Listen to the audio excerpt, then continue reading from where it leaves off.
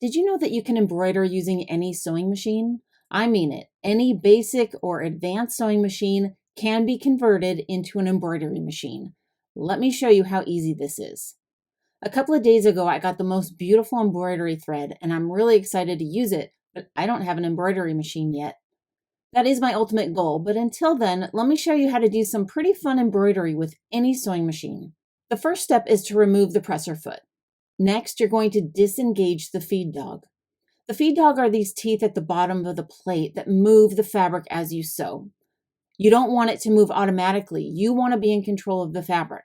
On my machine, this lever here in the back disengages the feed dog. You'll see that as I switch this over, the metal teeth drop down. Now as I sew, the fabric will not move unless I move it. Next, line up the fabric where you want to start your embroidery. Using the hand crank on the side of your machine, lower the needle and then bring it back up while holding and pulling off the top thread. Now pull the thread more and bring up the bobbin thread. Pull both these threads off to the side and hold them while you start sewing. Now you'll see I'm in full control of moving the fabric. Of course, this is very dangerous to do. There's a high chance you could hit your finger with the needle.